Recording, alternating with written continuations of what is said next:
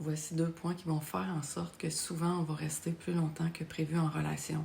Et c'est pas toujours évident de voir ces points-là parce que ça fait comme un peu partie de nos valeurs.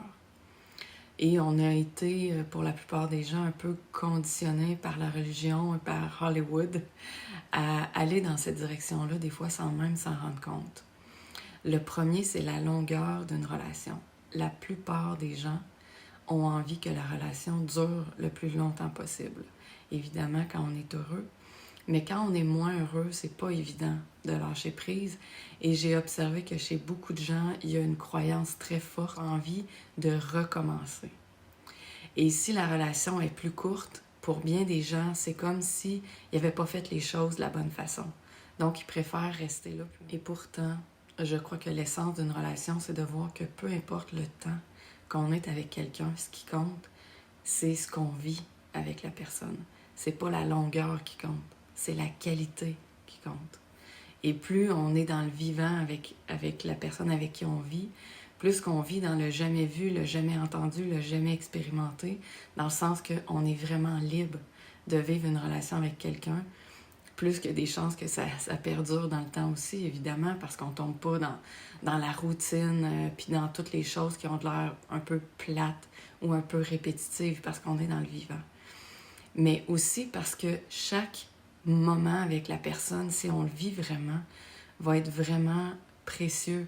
Ça va devenir comme une forme de souvenir souvent plus positif que si on est dans les habitudes, puis on tombe rapidement dans une forme d'ennui et de platitude. Donc, quand on vit une relation comme ça, même si ça dure une semaine, même si ça dure un mois, que ça dure 1 an, 5 ans, 10 ans, ça a moins d'importance dans le fond. En tout cas, je peux dire un peu moins d'importance parce que ce qu'on vit, on le vit vraiment.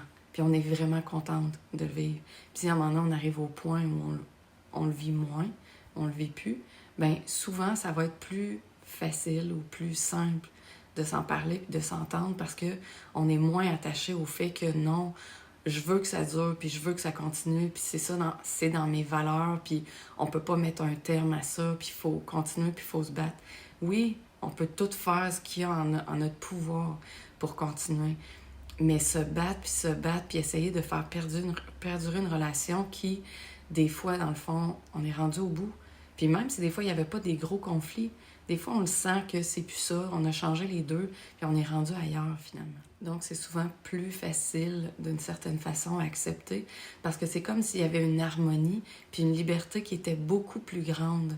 Quand on vit là-dedans, on sort de la tête, on sort des croyances, on sort d'une forme de rigidité fixe, on sort des émotions, puis on est plus dans une forme de liberté et d'amour réel, parce que le vrai amour, pour moi, est libre, il est vivant.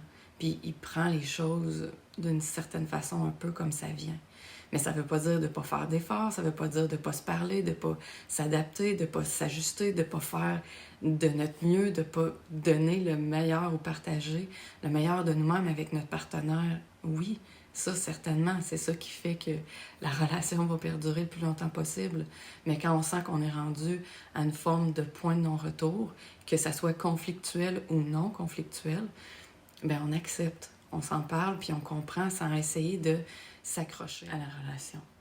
L'autre point, c'est le sentiment d'échec. C'est quelque chose qui est très, très fréquent chez bien des gens. Et je dirais, avec toute l'expérience que j'en ai de ça, que c'est un peu plus chez les hommes que chez les femmes, mais les femmes aussi le vivent. De se sentir que on est vraiment comme que la rupture nous emmène dans comme si on avait fait quelque chose de pas assez, de pas correct, vraiment comme si le sentiment de ne pas avoir été assez. Et ça fait en sorte que les gens vont repousser la rupture en se disant qu'on va continuer parce que je ne veux pas avoir un échec dans ma relation alors que c'est pas un échec. Quand ça fonctionne pas, ça fonctionne pas. On a beau se battre, on a beau essayer de faire tout ce qu'on veut faire.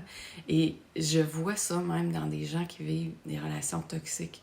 Parce que juste de penser de partir, ça devient comme invivable. Et les gens se disent, il y a quelque chose à faire. C'est sûr qu'il y a quelque chose d'autre à faire que j'ai pas pensé. Je vais essayer.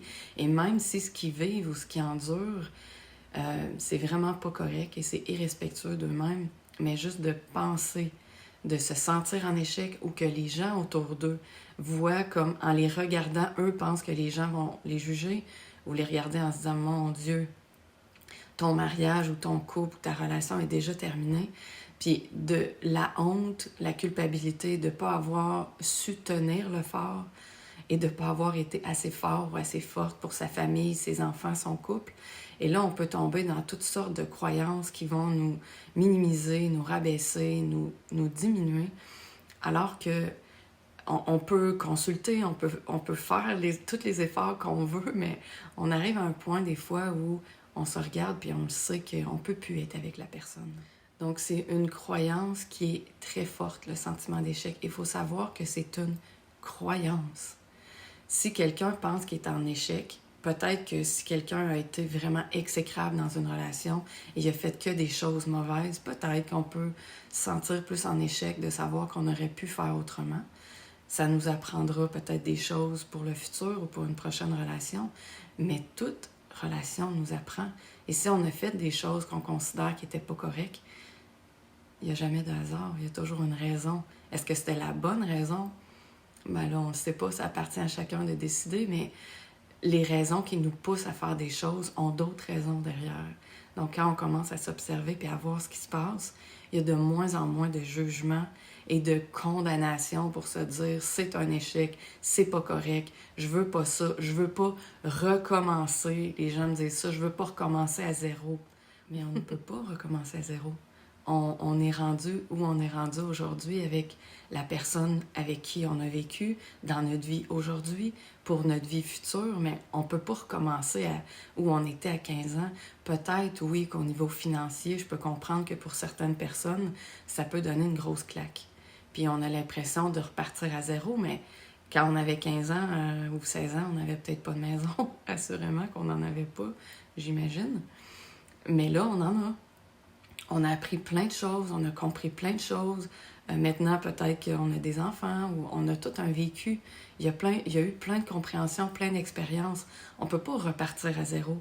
Mais oui, c'est sûr qu'il y a certains aspects, et dont l'aspect que je viens de nommer, l'aspect financier, qui est un autre aspect qui fait que les gens vont rester souvent longtemps, et des fois beaucoup plus longtemps qu'ils le devraient ensemble parce qu'ils ont trop peur de devoir séparer les biens ou de devoir, entre guillemets, recommencer, même si on recommence pas vraiment, mais oui, on peut recommencer des paiements.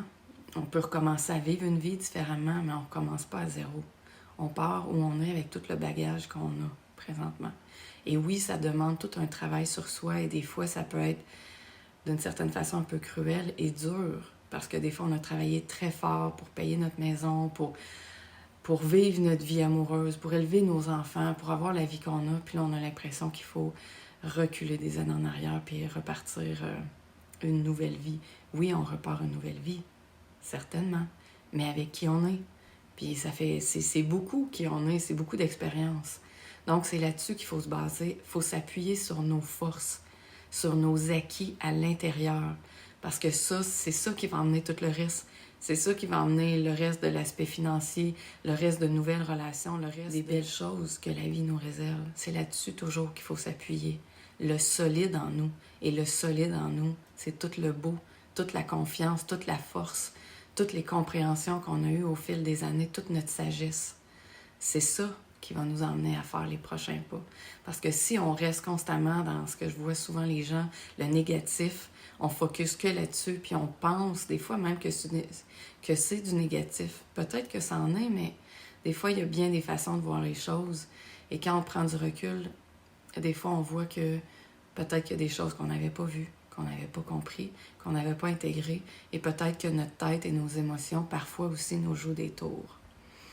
Et chaque expérience est là pour nous apprendre quelque chose. Et je sais que c'est cruel à entendre parfois, mais c'est vrai.